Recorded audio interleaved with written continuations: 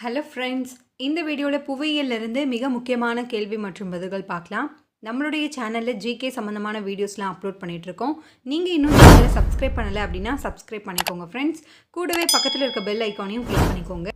உங்களுக்கான ஒரு கேள்வி, ஆசியாவின் மிக நீளமான ஆறு எது? இதற்கான பதிலை கீழே கமெண்ட் பண்ணுங்கள் ஃப்ரெண்ட்ஸ். இந்த வீடியோ யூஸ்ஃபுல்லாக இருக்குது அப்படின்னு நினச்சிங்கன்னா மறக்காமல் லைக் பண்ணி சப்போர்ட் பண்ணுங்கள். முதல் கேள்வி, கர்நாடக மாநிலத்தில் உருவாகும் காவிரி ஆறு தமிழ்நாட்டில் சுமார் எவ்வளவு கிலோமீட்டர் நீளத்திற்கு பாய்கிறது? Answer 416 kilometre. காவிரி ஆறு உற்பத்தியாகும் இடம் என்ன அப்படின்னு எக்ஸாமில் கேட்டிருக்காங்க. கர்நாடக மாநிலம், எக்ஸாக்டாக பார்த்தீங்கன்னா கூர்க் மாவட்டத்தில் உள்ள பிரம்மகிரி குன்றுகளில் தலை காவேரி என்னும் இடத்தில் உற்பத்தியாகி 850 கிலோமீட்டர் நீளத்திற்கு பாய்கிறது. ஸோ இதில் எந்த மாநிலம் அப்படின்றது முக்கியம். தலை காவேரி அந்த இடத்திலிருந்து தான் உற்பத்தி ஆகிறது. இதனுடைய மொத்த நீளம் 850 கிலோமீட்டர். இரண்டாவது கேள்வி, ஸ்டான்லி நீர்த்தேக்கம் எந்த மாவட்டத்தில் அமைந்துள்ளது? Repeated question. ஆன்சர் சேலம் மாவட்டம். இது மேட்டூர் அணை என அழைக்கப்படுகிறது. மூன்றாவது கேள்வி, கிராண்ட் அணைக்கட் என அழைக்கப்படும் கல்லணை எந்த ஆற்றின் குறுக்கே கட்டப்பட்டுள்ளது? Repeated question. ஆன்சர் காவிரி ஆறு. காவிரி ஆற்றின் குறுக்கே தான் கல்லணை கட்டப்பட்டிருக்கு. நான்காவது கேள்வி, கர்நாடகாவில் கோலார் மாவட்டத்தில் தலகவரா கிராமத்தில் உற்பத்தியாகும் ஆறு எது? பொறுத்துகளை கேட்டிருக்காங்க. ஆன்சர் பாலாறு. பாலாறு கர்நாடக மாநிலத்தில் உற்பத்தியாகிறது. எக்ஸாக்டான இடம் வந்து பார்த்தீங்கன்னா தலகவரா கிராமம். ஐந்தாவது கேள்வி, எந்த டெல்டா பகுதிகளில் கிளை ஆறுகளால் உண்டாகியுள்ள வலை பின்னல் அமைப்பு தென்னிந்தியாவின் தோட்டம் என்று அழைக்கப்படுகிறது?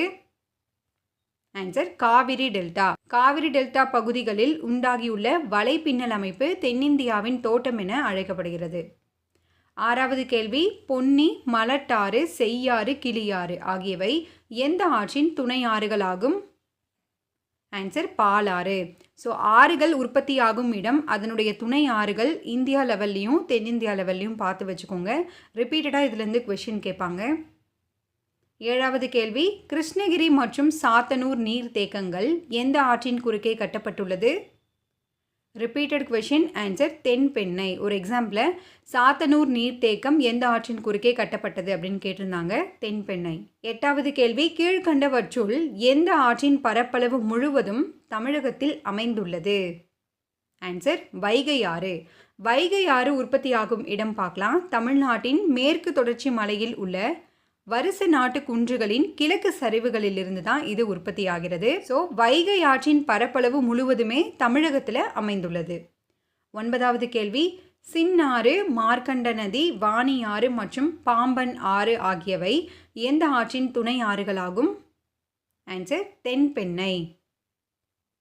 பத்தாவது கேள்வி, வைகை ஆற்றின் உபரி நீரானது எந்த மாவட்டத்தின் அருகில் உள்ள பாக் நீர் சந்தியில் கலக்கிறது?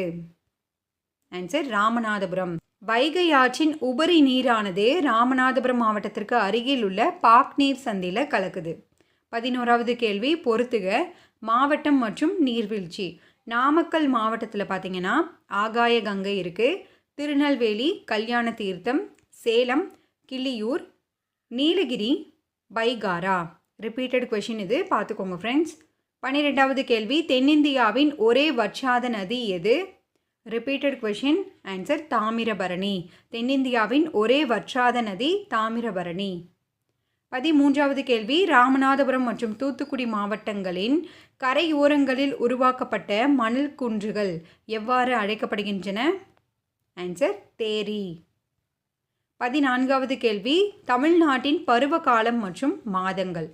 குளிர்காலம் ஜான் டு பிப்ரவரி, கோடை காலம் மார்ச் டு மே, தென்மேற்கு பருவக்காற்று காலம் ஜூன் டு செப்டம்பர், வடகிழக்கு பருவக்காற்று காலம் அக்டோபர் டு டிசம்பர். 15வது கேள்வி, தமிழ்நாட்டில் மிக அதிக மழை பெறும் பகுதியாகவும் இந்தியாவில் 3வது அதிக மழை பெறும் பகுதியாகவும் உள்ள இடம் எது? ஆன்சர் சின்னக்கல்லார். இது வந்து பார்த்தீங்கன்னா வால்பாறைக்கு அருகில் உள்ளது. 16வது கேள்வி, தமிழ்நாட்டில் அதிக பரப்பளவில் மாங்க்ரோவ் காடுகள் காணப்படும் மாவட்டம் எது? ஆன்சர் கடலூர் மாவட்டம். இவை உலகின் 2வது மிகப்பெரிய சதுப்பு நில காடுகளாகும். அடுத்து தமிழ்நாட்டில் மொத்தம் எத்தனை உயிர்கோள பெட்டகங்கள் அமைந்துள்ளன? உயிர்கோள காப்பகங்கள்னு சொல்லலாம். ஆன்சர் 3. அதனுடைய பெயர் நீலகிரி, மன்னார் வளைகுடா, அகத்தியர் மலை. 18வது கேள்வி, கீழ்கண்டவற்றில் அரபிக்கடலில் கலக்கும் ஆறு எது? ஆன்சர் பெரியார். பெரியார் அரபிக்கடலில் கலக்கக்கூடிய ஆறு. 19வது கேள்வி, பின்னடையும் பருவக்காற்று எந்த கடலில் இருந்து ஈரப்பதத்தை எடுத்துக்கொள்கிறது? ஆன்சர் வங்கக்கடல். 20வது கேள்வி, ஆனைமலை, நீலகிரி மற்றும் பழனி மலைகளில் காணப்படும் காடுகள் மித வெப்பமண்டல மலைக்காடுகள். மிக முக்கியமான கேள்வி இது. 21வது கேள்வி, தமிழ்நாட்டின் மொத்த பரப்பளவில் சுமார் 2/3 பங்கு பரவியுள்ள மண் எது? Repeated question. ஆன்சர் செம்மண். 22வது கேள்வி, தீப்பாறைகள் சிதைவடைவதன் மூலம் உருவாகக்கூடிய மண் எது? ஆன்சர் கரிசல் மண். இது ஒரு ரிப்பீட்டட் கொஷின். இது ரீகர் மண் என்றும் அழைக்கப்படுகிறது. 23வது கேள்வி, தமிழ்நாட்டில் அதிக பரப்பளவில் காடுகளை கொண்ட மாவட்டம் எது? ஆன்சர் தருமபுரி மாவட்டம். 24வது கேள்வி, 1988 தேசிய வனக் கொள்கையின்படி புவிப்பரப்பில் குறைந்தபட்சம் எவ்வளவு பகுதி காடுகளால் சூழப்பட்டு இருக்க வேண்டும் என கூறுகிறது? ஆன்சர் 1/3 பகுதி. 25வது கேள்வி, செம்மண் துகள்கள் கலந்திருப்பதால் எந்த நதியின் நீரானது செந்நிற தோற்றத்துடன் காணப்படுகிறது? ரிப்பீட்டட் கொஷின் இது. ஆன்சர் தாமிரபரணி. 26வது கேள்வி, கூற்று 1, ஏப்ரல் மற்றும் மே ஆகிய காலங்களில் சூரியனின் செங்குத்து கதிரானது தென்னிந்தியாவில் விழுகிறது.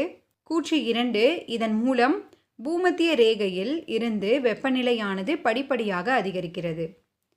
இதற்கான சரியான பதில் கூற்று 2 சரியானது.